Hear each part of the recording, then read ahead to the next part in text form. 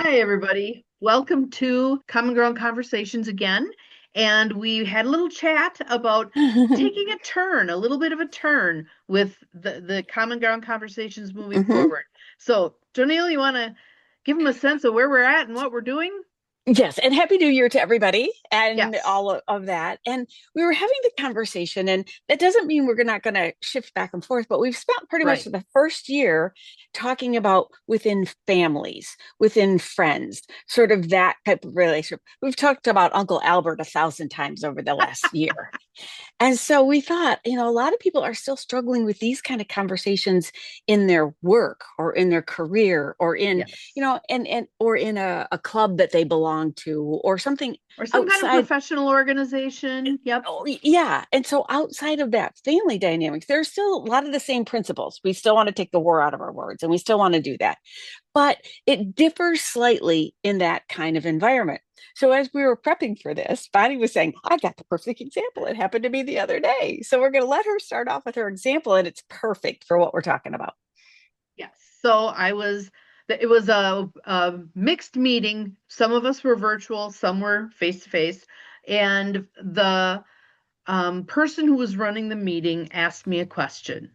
I began to answer the question, and one of the people in the room with the person who had asked the question went like this and started Yeah. waving me off, and basically saying, "We don't want to hear about that. We want to hear about this." Yeah. And the person who was sitting beside the person who blew kind of looked at her like, what is going on here? So I paused, took a breath, hmm and hmm then finished saying what I was saying to the person who had asked the question. I made a judgment call at that point that it wasn't going to go well to confront what had just happened in the meeting itself. So hmm I elected to address it the next day one on one with her as hmm opposed to in front of everybody. But hmm should that happen again, I would be inclined to address it in the meeting itself. Okay. Okay. So how what you did? What I did was, and I wanted the paper trail. I did not Yeah. want to not, so a phone call or face to face to me didn't feel like a good fit because I wouldn't then have a paper trail. Sure. Um, there's some potential here. This person could choose to end my contract. And so Yeah. I felt like it was important to have documentation. So I sent an email that basically said I wanted to follow up on what had happened the evening before. If there was more that she felt she needed to say to me, it would be good for us to set up a time to do that. hmm And I made the point that I expected to be treated with more respect than that. hmm hmm I got back a one liner. Thanks for your input. Oh, you didn't tell me the end of the No, story I when we didn't were. tell you the end of the story. That is fine Yeah. because when I was doing my response, I was coming from the place of it really doesn't matter how she reacts. It Okay. merely matters that I say what I need to say. hmm So However she handles it is not my problem. let's put some context too into that conversation, because you said this person had some control over a contract. So it wasn't like it was the power dynamics were equal kind of a thing. Or No, I'm an independent contractor and yeah, she would have the power to end my contract. yeah. And again, going back to your amygdala went, what the heck is she doing kind of thing? Yep, so And we you go, and that's a key we want every no matter where the conversation is going on, that cleansing breath, tapping, whatever, in the moment, because your amygdala went off on its own. You had no control over that. right. And having had enough provocative conversations in the past over 60 plus years of living, I know that what's going to come out of my mouth next is probably not going to be Yeah. effective if I don't settle myself back down. hmm What's the advantage to being on a Zoom call is you can do some tapping without hmm anybody knowing you're knowing it. doing it. Yeah, yeah. But recognizing that she had said something or her actions were a threat, that neuroception, your amygdala Right, perceived that. right.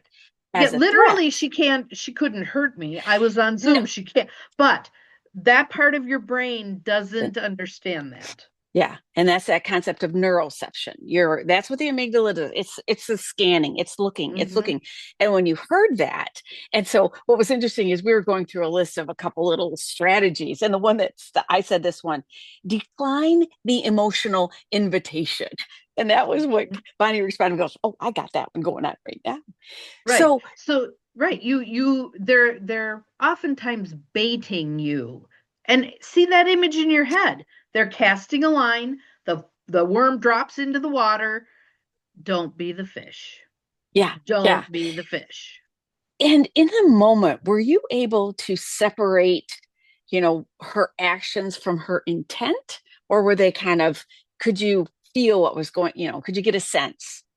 No. I had no idea why what Okay. was happening. And I think Okay. that's also why the woman beside her went like this, because she Yeah. had no idea.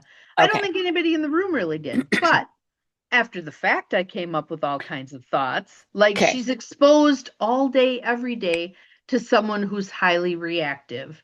And that might be Oh, beginning to rub off on her. that's a really good point. That's a really good point. Because you know how they always say we can predict your income based on the five people you hang around with Yeah. the most. The same for your emotional well-being. We can predict your emotional well-being based on the five people you hang around the most. Yeah. Yeah. And that applies to all kinds of our faith, and we also know if your family life is raw or something's going on, your capacity is diminished at times. Yes. And so I think And this, on that one, even if you're willing to say to other people, I had a friend who did this at one point. I was having a crisis in my life. She was having a crisis in her life. I did not know that, but she said to me, I am sorry. I don't have the bandwidth to be available to you right now. I yeah, was so grateful that yeah, she yeah. said it out loud. Right, right. And that's where I think some of the tension, we're talking about this tension that happens in these conversations is oftentimes somebody says something, we hear something else, we interpret it in one We way, interpret it. in Yes. in a way that has run through all, a gambit of, the communication. It's been sorted, it's been processed, and it comes out in a way that may or may not have been the intended Right. And we purpose. have filters. So Yes. if we have a filter in here that nobody likes me anyway, or I'm doomed to fail, or whatever our filter is, regardless of how the message is intended, we're going to process it in a way that's not healthy for us or for the situation. Hmm. So, if you were an onlooker in that situation watching this, what would be sort of those nuggets that you would have dropped into to the Bonnie that was going through that situation? I think the most valuable thing that I could do and did do was take the pause, Yeah. because then I could back up. And one of my newer underlying beliefs is I don't know what anybody else is dealing with. Hmm. Hmm. I can make assumptions till the cows come home Yeah. about why she lost it in that Hmm. meeting. Hmm. If I assume it must be me, I've said something wrong. Oh my goodness, I Hmm. feel terrible. If I believe there's something going on with her, Yeah. I don't know what it is. It's not my job to figure it out, but I want to have a response here, not a reaction. Hmm. And that's one of those outward mindset principles of seeing people as people. When we don't always see people as people. We see them as an agitator, as Uncle Arthur, or as somebody who's this, or somebody's that, or somebody is this. And it really takes, and I'm going to use the word discipline. I think you were very disciplined in that moment, where you said, okay, this isn't where this needs to happen. Right. This is something that could go offline and should go offline. So I give you Yes. credit for that discipline. Yes. And I think another piece of it is also try to step ahead just a little bit. Is anything good going to come out of you trying to address it right then and there? Yeah. If Yeah. not, and sometimes I will even do that in the moment. Let's take this offline. Let's move forward with our meeting. Let's do what we got to do. Or sometimes I said this to my sister the other day. It's late in the evening. I don't Yeah. have the bandwidth for this right now. So can we Hmm. wait until tomorrow when we're both fresh Yeah. and we'll Yeah. try it again? Because there is such a thing as decision fatigue. That's that's Yeah, very real. That's very real. And it does apply to our interactions. Again, we're taking this sort of into a work or a different than family scenario, but again, the principles still apply. The principles still apply. And you truly felt like I have the option of not completing this cycle here. Would right. there have been a time where you felt like it had to be addressed then? It couldn't wait. What might that have looked Yes. like? Okay. Um, what that would have looked like is, let's see, the bulk of the people who were in that meeting know me and know me very well. Mm, So I felt comfortable allowing the time. If it were a brand new group of people who didn't know me from Adam, hmm. I might have felt the need to put a little more structure around it in the moment because, again, they're all going to walk away from the meeting. If I just choose to address with her after the Yeah. fact, they're never going to know what happened. And I wouldn't want them to perceive it as Bonnie just got shot down and she allowed it to happen. She allowed herself to be squelched, blah, blah, blah. Didn't want that. But Yeah. they know me well enough to know that that wasn't likely to be what was going to happen. And again, that is another thing that we can rest on too. Sometimes we know the scenario well enough to know what might be the appropriate response. And again, we're taking the emotions and actually during the pause, you're not just doing nothing. You're actually saying, okay, what is my best option in this situation?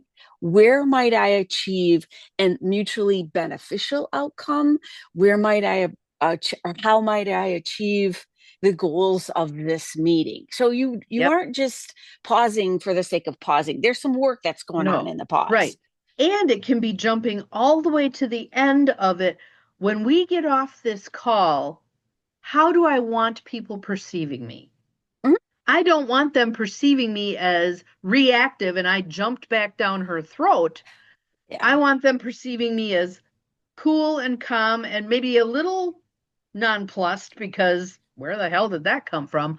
But yeah, um that I wasn't reactive. yeah. I think that's key. I think Yeah. that's key. And I think if everybody, the one takeaway from this, we would hope, is that you realize, and this is something I think I live by, there's always a choice. Mm-hmm.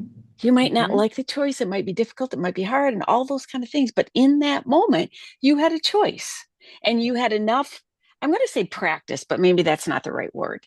That's a big piece of it, yes. Okay, enough practice in these kind of scenarios to know, and in your head you kind of weighed, do I say something now or do I say something later? And all of Mm-hmm. that, and that's why it's kind of like athletes rehearse in their heads, not Mm-hmm. the negative, I'm going to rip their face off kind of thing, but the practice, how might this look, how might this Right. achieve a mutual benefit? And interestingly, they've done research on that where they had one group of athletes literally physically practice the activity and another Hmm. group of athletes just rehearse in their mind. Performance was relatively similar. Yeah, yeah, yeah. Your And mind as is it a very powerful tool. Use it as a tool, not as a mhm. weapon. Not as No, a weapon. no. And so, because you've had a lot of practice with some of these dicey situations, and I think if folks are in leadership or they're in an organization or they might not know the players, you said a couple really important things that this group knew knew you well, Mm-hmm. knew Mm-hmm. what your values, how you responded. They Yes. also know what your outcomes are, what you do. And I think that may have given you strength, maybe in that situation. I'm use the word strength, but maybe that's not the right word. Well, and also I think that you hit something really important there, JoNeil, which is when you are a part of a group, try not to be just the fringe member of the group. You know, Mm, I've got so much going on. I fly in 5 minutes late for the meeting and I leave 5 minutes early, and I never get to know the people there. take the time to get to know the people in the groups that you're a part of. Really get to know them. Take someone to lunch, meet someone for Mm. coffee. You may think, well, that's just a waste of my time. I've got so No, much it's going not. on. No, no, no. It's all about the relationships. Hmm. It's Well, all about the relationships. there's the four stages, the forming, storming, norming, performing parts of a group, any kind of group, and then how you exit the group as well. But that's sometimes that storming piece, people get really uncomfortable and think it's a bad thing, and it not necessarily is a bad thing. Part of the process, oftentimes. Yeah. And some of the best groups I've belonged to have been the ones where there was enough foundation there that when something untoward happened, someone mismanaged something, someone made a big mistake, someone said something in front of somebody they shouldn't have, blah, blah, blah, it could actually be addressed in the group directly and Yeah. appropriately because Yeah. it was safe enough to do so. Right. Right. And a lot of times that takes time. That takes time, and that time being together and working Yes. on issues. And I think a corollary to that is there are some circumstances where it is not going to be safe, either because of Oh, who the people are who are there, they're just not stand up people, or because of the structure of that circumstance. If it's a yeah. dog eat dog kind of thing, you're probably Yeah. not going to do the buddy buddy thing all that much. No, which then gets to, what is the goal of this particular interaction, this goal of this group, and having, oftentimes the goals or the outcomes take precedent. How do we get there? You don't get there a bunch of different ways. But if everybody is on the same page where that's concerned, it's a little bit easier. Yes. You know what else is really interesting? And I've been observing this and thinking, this is so interesting. The older I get, I mean, when I was in my 20s, 30s, 40s, I was driven, Yeah. driven, Yeah. accomplish, succeed, make it happen, do more than anybody else, blah, blah. The older I get, the more Yeah. that kind of falls away Yeah. and other things come into the forefront. Sure. Sure. Sure. Well, I think we got a good conversation where this is concerned. So let's package it so people can have these nuggets. To me, the first nugget would be when you're in a situation that starts to feel icky, or whatever word we want to use, recognize that your nervous system has acknowledged that that's danger, that amygdala hijack. And whether it's like stopping, taking a breath, saying, I might need to go on a Zoom, you probably couldn't say, I need to go to the bathroom, I'll be right back. But I've if done it. if whatever that looks like, Yeah. whatever that break or that pause Mhm. or that, I had a gal I worked with, her name is Pam Porter. Whenever we would get into these sticky discussions, she'd always do this. Hmm. We always knew that was like her way. That was her And pause. however Yes. long it took her to get off the some of us would wait and wait. She finally got, but that was and all of us who knew her finally got to the point where we knew that that was her signal. Like, this is more, I got to think, give me a second. But Yes. Yes. whatever yours looks like, And do and not be afraid to ask for it. I need yeah, to think about that overnight. I will get back to you tomorrow on that. right. Because that goes back to decline the invitation for urgency, Yeah. for No. urgency. Unless it's life or death, it can wait. It can Hmm. pause. You can take some time. Yes. No matter how frantic the other person seems to be. That's not Exactly. your deal. Mm-mm. You're not. So, do you have a takeaway? We kind of covered a bunch of things. I can imagine our peeps out there going, yeah, but what if and what? Feel free to ask us questions. Yeah, Put them in the feed. We'll talk about it because a lot of these sometimes it is a situation that really is where you're hamstrung yeah, and you're going to have to make as good a decisions as you can make given the less than desirable circumstances. We get perfect. that. We totally get that. Hmm. Do the best you can do with it. And if you Yeah. need some guidance on it, holler. Both of our contact information is in the description below. So again, we thank you, everybody who's followed us for this past year and into this new year. And we will still continue on common ground conversations because that's what Absolutely. makes the world a better place. Yes. And if you have a circumstance, maybe it's not Uncle Henry and maybe it's not work, maybe it's something else. Yeah. Put it in the feed. We'll Yeah. or email I one mean, of us. We'll be you happy know, to address it. yeah. When you hear people about, oh, my youth group or my women's circle at church or the PTA or the, Hmm. a career The closet, neighbors, the the whatever. neighbors. Yes. We live in a world with other people. Lots of them. Yeah. And so I guess what that is one of our missions is to help one another, have a more peaceful existence while Yes. existing with others. Yes. Yes. Allowing what Yeah. is. Allowing what is. Well, thank you Yes. again. Thank Awesome. you, Bonnie. Thank you. This And we'll, was good. All right. and We'll we'll, see you soon. yes.